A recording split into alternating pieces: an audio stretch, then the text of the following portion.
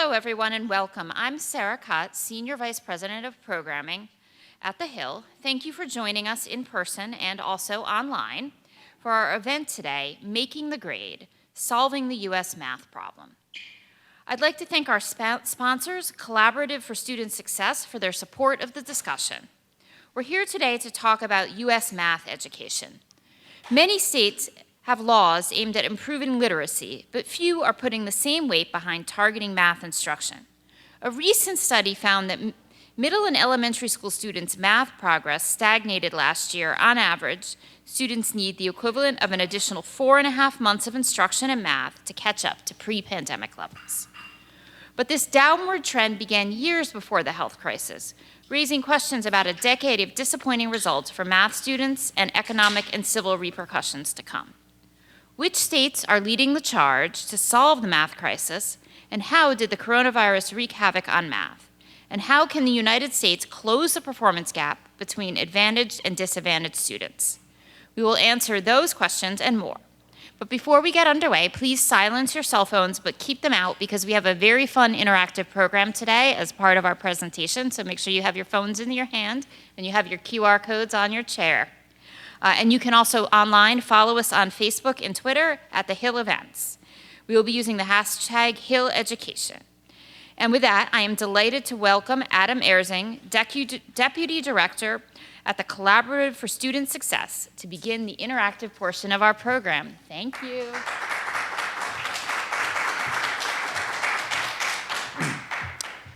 Hello, and welcome again to Making the Grade, Solving the U.S. Math Problem. As was said, I'm Adam Erzing, Deputy Director of the Collaborative for Student Success, and we are thrilled to be sponsoring today's discussion.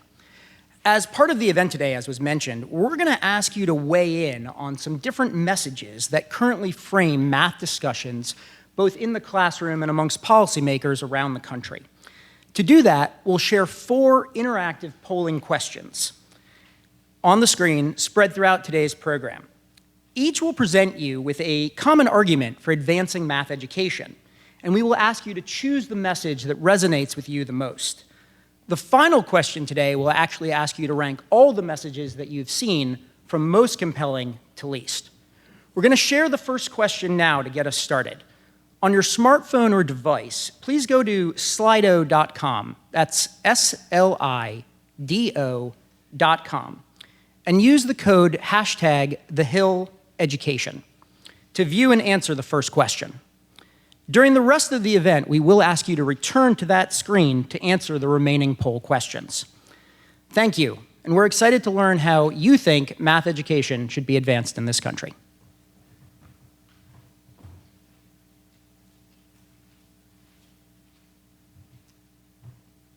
Thank you, Adam. And now it's my pleasure to welcome Bob Cusack, Editor-in-Chief of The Hill, to the stage. He will be interviewing Congressman Jim Baird, a co-sponsor of the Mathematical and Statistical Modeling Education Act, and Congressman Bill Foster, co-sponsor of the newly introduced Keep STEM Talent Act. Thank you.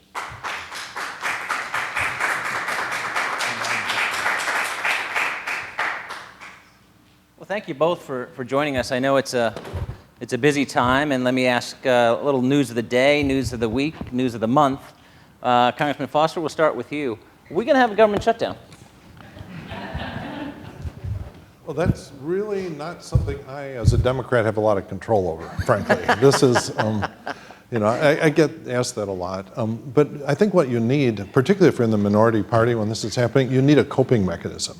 So during I think 2 shutdowns ago, when Ted Cruz was holding the floor of the Senate reading Green Eggs and Ham, I went and downloaded, I believe it was TensorFlow, which is the Google open source AI tool, and I just worked through the tutorial on it. And so just sort of reconnected with the AI programming that I used to do back when I was a physicist. And so, and this is at least one of my many coping mechanisms to deal with the insanity of what's happening. Congressman, what do you think? Do you think we're going to keep the government open? The leaders want certainly. that. Pardon me? The leaders want that. Yeah, certainly we don't want to. I'm not interested in doing a shutdown, but you can't be sure. You know, there's 435 of us. Bill, we got to decide where we want to go. Well, let's get into this topic. You both have PhDs. Education has been very important in your paths to success, leading to Capitol Hill. Congressman Foster, start with you. Why are you so passionate about this issue, and why are you here today to talk about it? Well, I started out, actually, I'm most well known around Capitol Hill as being the PhD physicist. Right. So I often introduce myself as saying I represent 100% of the strategic reserve of physicists. and among other things, share all the war guilt over what Oppenheimer and a lot of people I've met did at a very important time in history. And so, that's part of it. That I think that guilt drives a lot of physicists to feel like they should be involved. There is also, every physicist I know, went through this experience where, they realized they were probably the smartest kid in the class, and then they said, "Mommy, Daddy," they wondered if they are the smartest kid in the universe, and then who's the smartest person in the world? Oh, that's Albert Einstein. What did he do? He was a physicist, and so that drives you into physics. So I'm not really a decent control sample for trying to optimize things, but. My wife is Korean, also a scientist, and to get out of high school in Korea, you need to know calculus. Mm-hmm. All right, so that means that the politicians in Korea can talk to their voting public about things like max-min problems and these fundamental mathematical concepts that are simply foreign to a big part of the public. And that hurts because there are some beautiful mathematical principles that even if you can't calculate the details are very important to absorb. The trade-offs intrinsic to everything. Like, the simple thing that we argue about all the time is what is the optimum tax rate? It's not 0% because that's, the Horn of Africa and it doesn't end well. It's not 100% because that's North Korea and that does not end well. And so it's clear mathematically that there's some optimum tax rate that optimizes growth. That's a calculus problem called a max-min problem, and you can just refer to that as an obvious thing to some members of the voting public and not others. Congressman Baird, can you talk about your background as well as why math is so important for the future of the United States? Well, I think that becomes a national security issue in the end, because if our students can't stay current or ahead of some of these other countries, and China is an example, then it becomes a national security issue. And so we really want to figure out ways to get our young people involved and excited. I would just share with you as an example, but not to brag. I will share with you when I was doing my research work, master's degree and then the PhD. Got down to the tissue level or to that cellular level, and mammalian tissue, that cell across many of the species is very similar. That you can't even see it except under a microscope, and that little organism takes in food and it excretes byproducts and so on. I'm trying to tell you is the further I got into that, the more excited I became. And so then math is a part of that. You need to understand math in order to make calculations that you cannot be sure how that's going to come out, and yet the math can take you there. So I think it's extremely important that our students have the ability to be competitive around the world.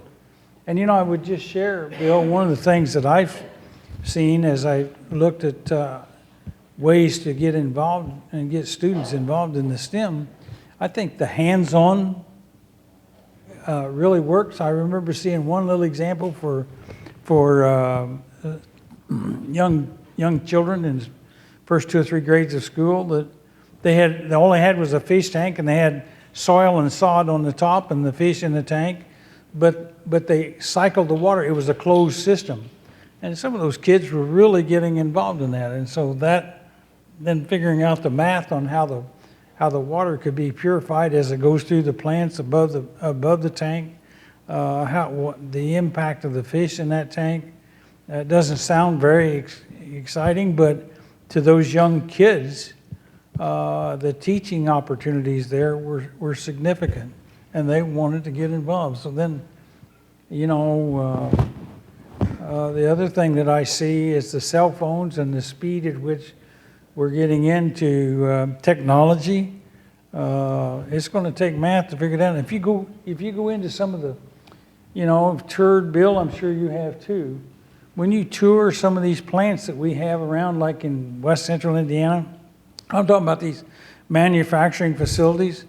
Then you go in there, and most of those products are made with robots and so on. And you have to have a technician that's capable of servicing that machine, and that takes math and science. So, and then as we want to advance on further, you get into space, and we're talking about going to Mars.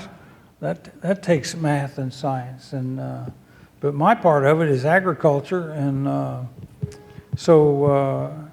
Bill, I've told Bill about this before, so if he smiles, don't worry about it. But anyway, my PhD is in monogastric nutrition. And what's mono? One. What's gastric? Stomach, right? Pigs for short. So anyway, there's not a lot of demand for that around here. But it did give me a science background that I really appreciate. And by the way, since I'm on the pigs, their digestive physiology, and most of you probably don't know that, is very similar to yours. You could live on their diet, and they could live on yours. And the last thing I want to tell you about pigs is that, and I could go for a long time, Bill.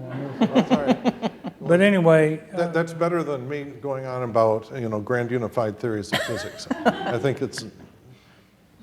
Yeah, the pigs don't understand that, I can tell you that. Anyway, the last thing I want to tell you about pigs, because I think it's fair to them, they would just as soon have a shower and be cool and clean like you are. But the fact is, they do not have sweat glands. So the only way they have control in their body temperature is through evaporative cooling. And so then they go to water. Well, in a lot of cases, there's mud associated with water in the end, so they're covered with mud, and that's not fair to the pigs. I see. And they do this all by calculating mathematically the rate of heat loss through evaporative cooling. It all comes down to math. I may have a pig question follow-up, which is a phrase I've never said before. But Congressman Foster, as far as kids not being as good or as good as they can be in math, what are the ramifications of that? Because you say that we've got a math problem. What does it mean? Right. Well, first off, it depends on what your system of governance is. If you're an autocratic system, the last thing you want is an educated electorate. You want people to sort of have the minimum level of education. If you're a democratic government, you want everyone fully able to participate in the complex issues of the day. So there are different incentives, and it's a bigger tragedy for a democracy when you don't have people at all levels that understand things. It's also not important that they be able to calculate the details exactly. It's one of the things I've really been struck with since I've switched from science to politics, is that there's a big separation between each level of the technology stack.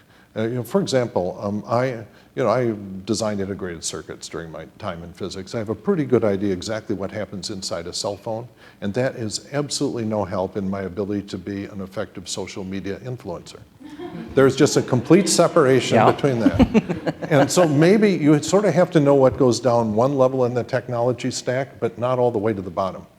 And so that you can be successful in life without the mathematical details. But what you need to have is an idea to understand get a quick estimate of what the big numbers are. One of my frustrations in politics is that politicians will stand up and they'll list 6 arguments which are tiny arguments in one direction and one which is a huge argument in the other direction, and then conclude, well, since there are 5 people saying these 5 arguments, that must be right. And not netting out, in an approximate mathematical way, what the most important effects are that we really have to pay attention to. And so it's that quick estimate. That's more of an engineering thing actually than a scientist thing. You know, engineers are always looking at something and say, yeah, that looks like that beam's about right. It probably won't collapse.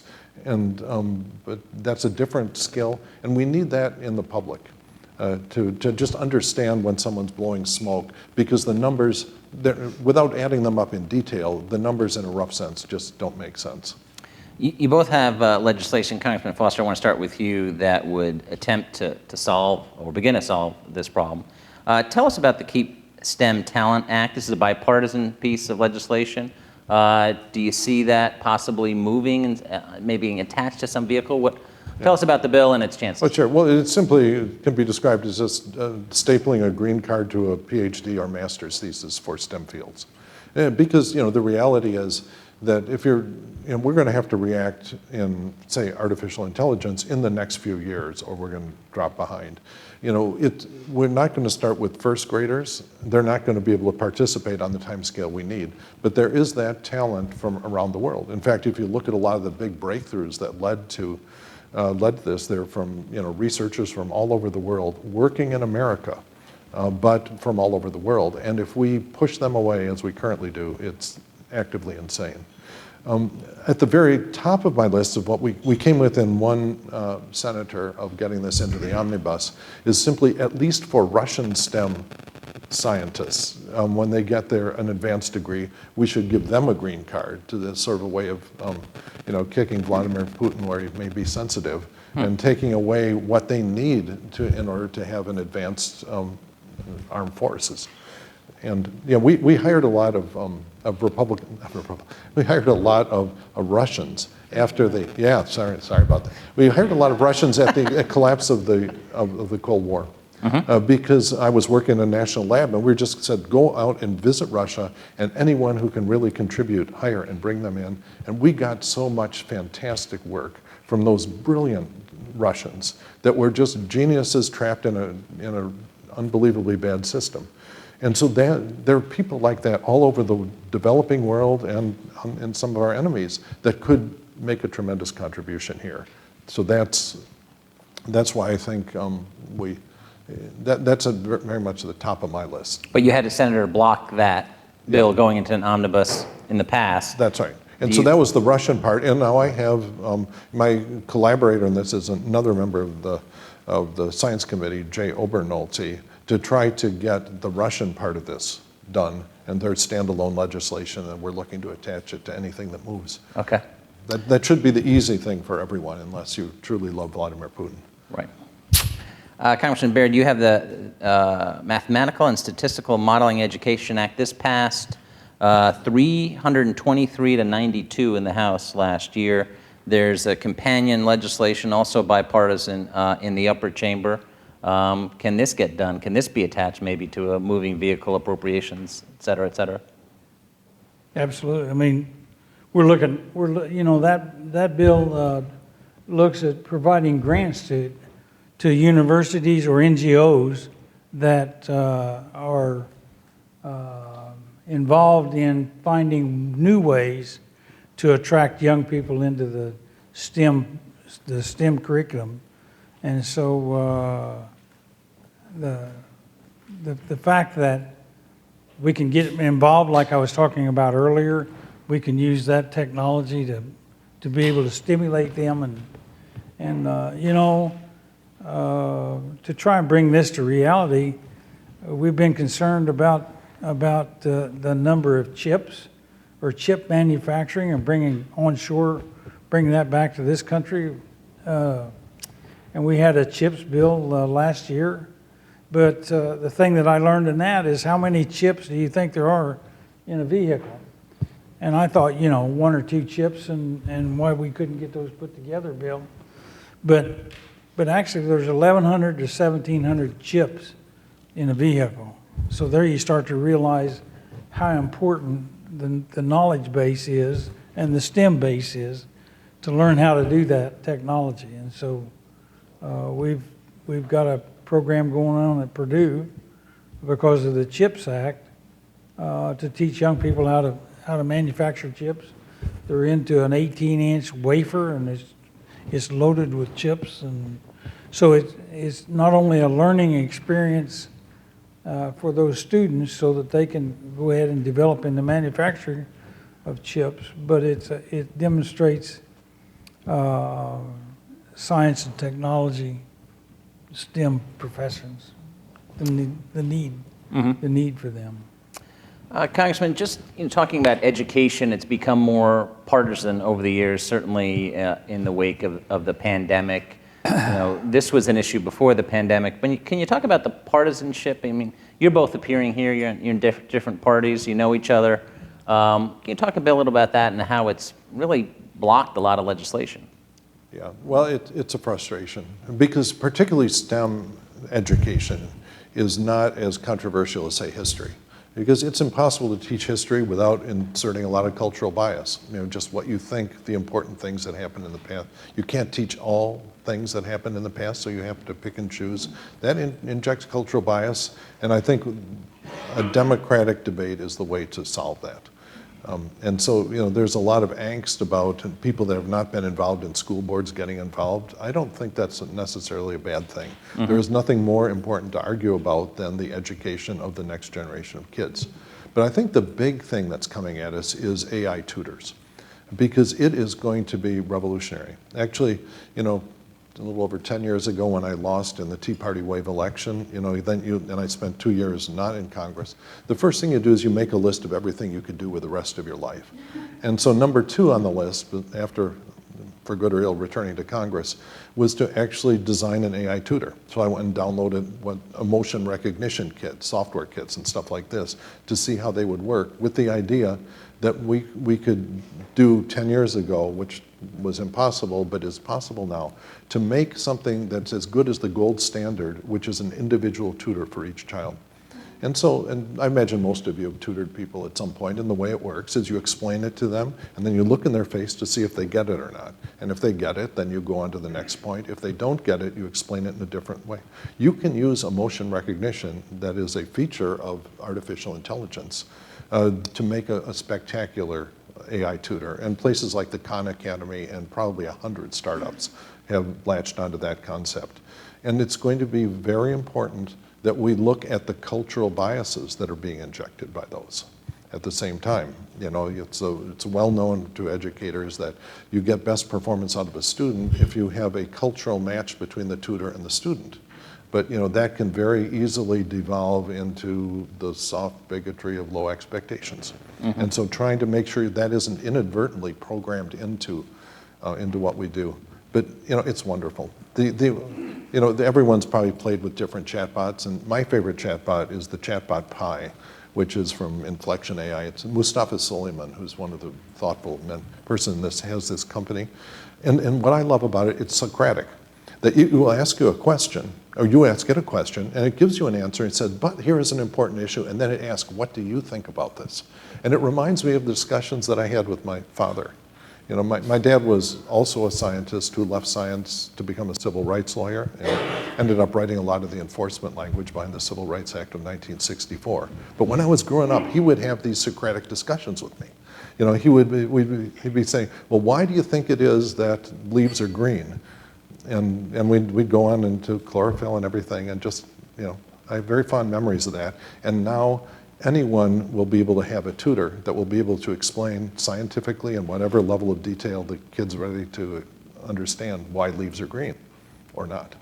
You have a few minutes left. If anyone from the audience wants to ask a question, you can wait for the mics, and if you can identify yourself and ask a brief question, hopefully we can get a couple in. Yes, but go ahead. While we search for somebody, go ahead. I think Bill's right about artificial intelligence, and yet I think we have to make sure that we understand, instead of asking Siri about this or that and get a response, I think we need to challenge somehow and incorporate into that to make sure you use your head.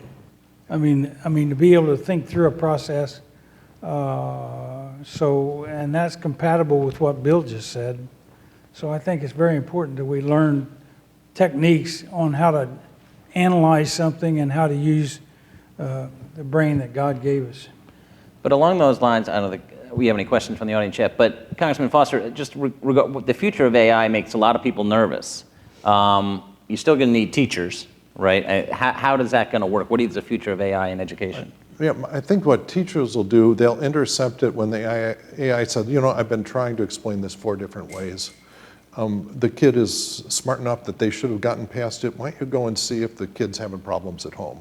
And the teacher's job will be to emotionally intervene when just the straightforward, here is the lesson plan, you know, maybe customized for the student, but here's the basic lesson plan. When it goes off course, the teacher has to do the emotional intervention, and I think that will be the big part.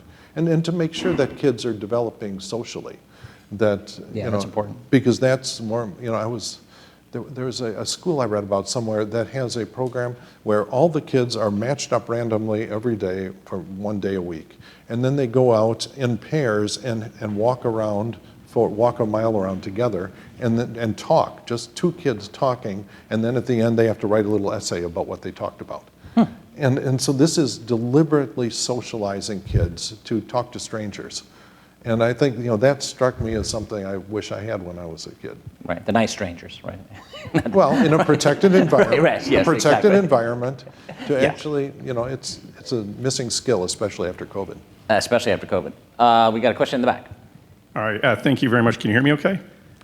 All right, thank you, Representative Jim and Bill. What an incredibly important issue for us to tackle as a nation. And by the way, I'm Andrew Sachs. I'm with Nobel Learning. We're a global social learning network for youth, kids teaching kids, among other things, social skills, right? The question I have is, in the era of AI and automation and all the data in IT, should we be just focusing on what AI teaches them, or is that actually setting them up for jobs that won't exist? Should we be focusing more or also on top of those social skills that will exist on top of the computers and automation that are happening?